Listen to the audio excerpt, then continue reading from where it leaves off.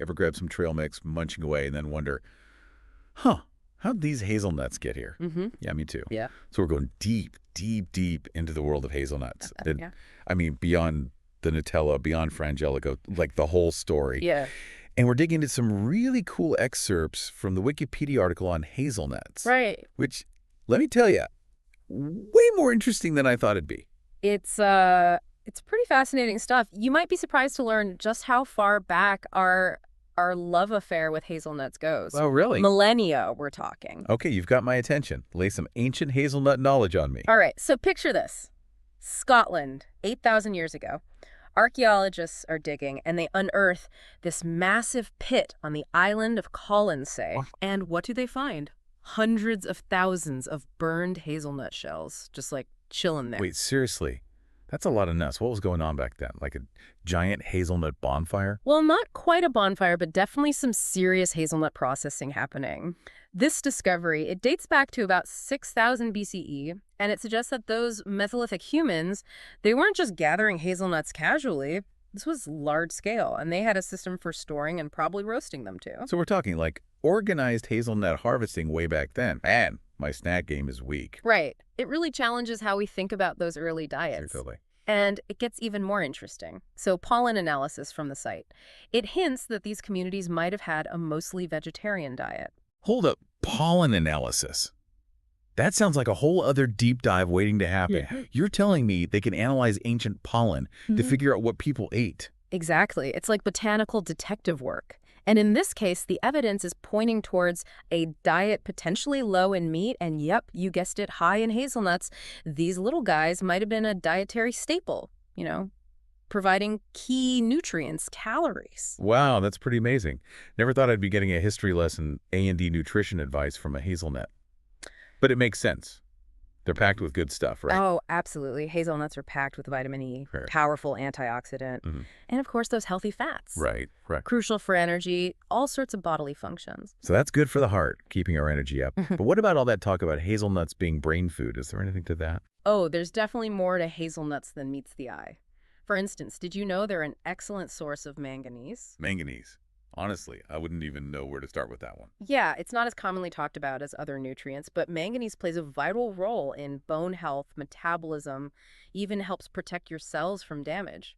So those hazelnuts you enjoy, they're doing a lot more than you might think. All right, I'm sold. Hazelnuts, fueling humans for thousands of years. Officially on my superfood list. But let's fast forward a bit. How do we go from ancient foraging to finding hazelnuts in every grocery store aisle? Well, that's where things get even more intriguing. For centuries, farmers have used a technique called brudding to up their hazelnut production. Breading. Okay, gotta ask, what is that? Doesn't exactly sound like a gentle farming technique. Don't worry, less intense than it sounds. Breading, it basically involves carefully snapping off the tips of new shoots on the hazelnut tree. This little trick, it makes the plant redirect its energy, focusing on flower production, which then leads to, you guessed it, more hazelnuts. So it's like giving the hazelnut trees a little nudge to focus on the good stuff. Exactly. I like it. But I'm guessing these days it's not just farmers pruning branches to feed the world's hazelnut cravings. You're right. It's gone global. Yeah. Today, Turkey is the top dog. Really? Yeah, they're the world's top producer. Makes sense, Mm. I guess. Yeah. Gotta keep those Nutella factories turning. But speaking of which, with all those hazelnuts flying off the shelves, I gotta wonder about the whole sustainability thing. Yeah. It's not just about more hazelnuts, right? It's gotta be about making sure we can keep growing them without, messing things up. Absolutely. That's a key point. Like many crops, large-scale hazelnut production comes with its share of environmental challenges.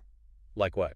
Well, water usage is a big one, Okay. especially in those drier regions. So our craving for hazelnuts could actually be putting a strain on water resources. Yeah, it's a growing concern. Yeah. And then there's climate change to think about. Oh, right. Hazelnuts, like most crops, they're sensitive to those shifts in temperature and rainfall. You're telling me climate change could mess with my Nutella? Well, it could impact more than just the supply, actually. Really? Climate change can even affect the flavor of the nuts themselves. Oh, wow. I never thought about that. Yeah, so ensuring that consistent, high-quality hazelnut harvest for the future, it's a complex challenge for sure. This is way more intense than I expected from a little hazelnut. Yeah. So what's being done? Are there ways to grow them, like more sustainably? There is a growing movement towards organic and sustainable hazelnut farming. Okay. It's about finding that balance, meeting the global demand, but protecting the environment at the same time. So kind of like bringing things full circle back to what those ancient hazelnut lovers were doing, but with, fancier tools this time around. Exactly.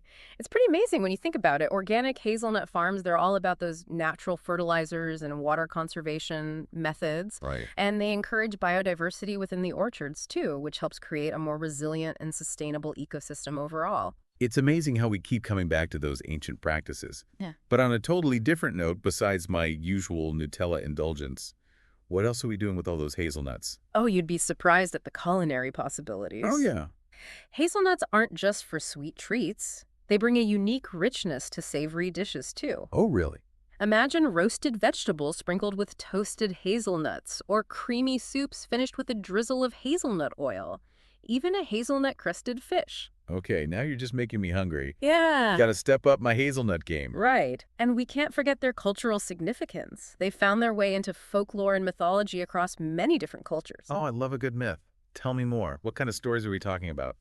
Well, in Celtic mythology, the hazel tree was revered as a symbol of wisdom and inspiration. Legend has it that 9 sacred hazel trees grew around this sacred well, and their nuts, when eaten, they were said to impart knowledge and creativity. Talk about food for thought. A single hazelnut holding the key to wisdom. That's pretty powerful. It really shows how captivated we are by the seemingly simple nut. And it wasn't just the Celts. Yeah. In some Scandinavian traditions, hazelnuts were linked to fertility and abundance, while other cultures saw them as charms for good luck and protection. This is blowing my mind. We've gone from prehistoric pits to modern farms, from nutritional powerhouses to ancient myths. It really makes you appreciate all the stories behind something as, well, ordinary as a hazelnut. It really Yeah. puts things in perspective. Yeah. It really does. It's incredible how something as small as a hazelnut can be packed with so much history, culture, even a little magic. Totally.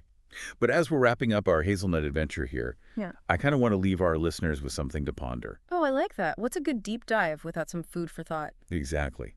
So knowing all this stuff now about hazelnuts, their ancient roots, those potential environmental challenges we talked about, their versatility, where do you see this little nut headed? What does the future hold for the hazelnut? It really makes you wonder, right?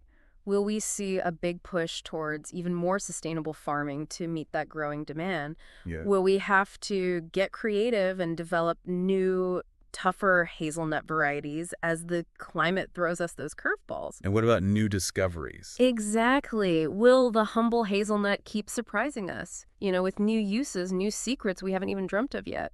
Now, those are some seriously thought-provoking questions. And the best part is, there's no right answer. It's about sparking that curiosity, encouraging people to look a little closer at the world around them. Couldn't have said it better myself. That's what it's all about, finding the extraordinary in the ordinary. Well said.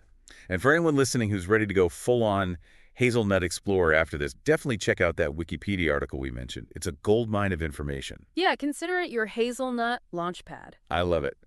Who knows, maybe your next deep dive will be on something you thought you knew everything about. Until then, happy exploring, everyone.